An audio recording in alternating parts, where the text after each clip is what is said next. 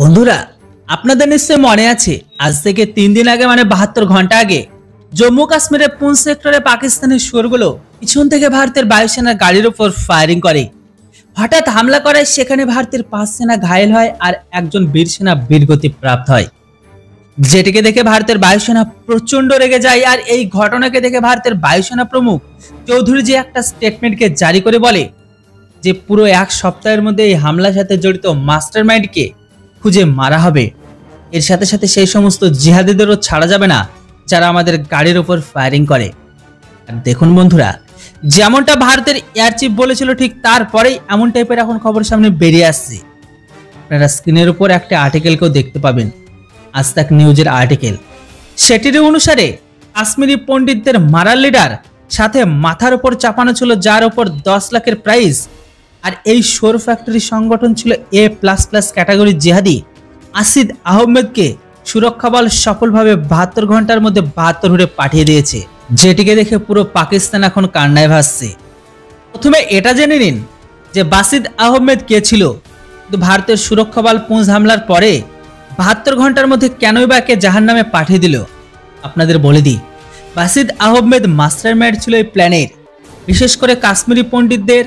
যদিও এই ব্যক্তিটি ছিল ভারতীয় নিবাসী, কিন্তু ব্যক্তিটি কাজ করতো আজকের দিনে TRF আর লস্করি তৈবার হয়ে, যেটির কারণে তার এমন দশা হলো আজকে। এখনো কাশ্মীরে এমন টাইপের অনেক যুবক আছে যারা এরকম টাইপের কাজের সাথে যুক্ত থাকার জন্য সেনার কাছে গুলি খেয়ে পড়ে যাচ্ছে।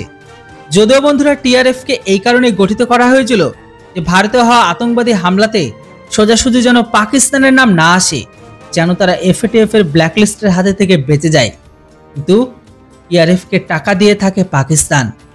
বলা হচ্ছে এর আগে যতগুলো ঘাঁটিতে হামলা হয়েছে সবগুলো করতে প্ল্যান ছিল এই বাসিদের। আর এর সঠিক প্ল্যানিং আর তীক্ষ্ণ বুদ্ধির কারণে পাকিস্তানের আতঙ্কবাদীকে A++ ক্যাটাগরিতে যুক্ত করেছিল। অবশেষে এই ক্যাটাগরিও গেল, সেও গেল 72 হুড়ে। মানে এই টপ লেভেলের টেরোরিস্ট বলা হচ্ছে আজ থেকে 3 দিন আগে পুঞ্জে যে বায়ুসেনায় হামলা হয়েছে সেটাতে তার হাত ছিল। এ অনেক আগে থেকে ভারতীয় সেনা র্যাডারে আছে, প্লাস আর উপর আবার 10 লাখ টাকার প্রাইজকে রেখেছিল। বাসিদ ভাবছিল যে এতদিন ধরে ভারতের সেনা কিছুই করতে পারেনি, এখন কি করবে তারা। কিন্তু বাসিদ এটা ভুলে গেছে যে ভারতের সেনা সবকিছুকে শান্তভাবে প্রথমে হ্যান্ডেল করার চেষ্টা করে।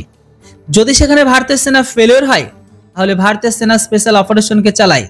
যেদিন ভারতের সেনা স্পেশাল অপারেশনকে চালায় সেদিন কেউ বাঁচে না, 72 হুড় কনফার্ম। আর ঠিক এই কারণে বায়ুসেনা প্রমুখ 7 দিনের মধ্যেই সারেন্ডার করার কথা বলে তাদের, কিন্তু তার আগেই বাসিদকে 72 হুড়ে পাঠিয়ে দিয়েছে।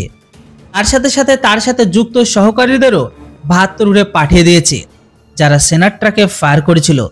হয়তো হতে পারে এটা TRF এর জন্য অতীব দুঃখের সংবাদ যে তাদের মাস্টারমাইন্ড A++ ক্যাটাগরির ব্যক্তি সফলভাবে 72 হুড়ে পাঠিয়ে দিয়েছে। যেটাই হোক, এয়ারফোর্স তার নিজের বদলা পূরণ করে নিয়েছে। কিন্তু সেই সমস্ত বলিদান হওয়া সেনাদের জন্য কমেন্ট বক্সে একটি জয় হিন্দ তো অবশ্যই লিখুন আপনারা। Thanks for watching. জয় হিন্দ, বন্দে মাতরম।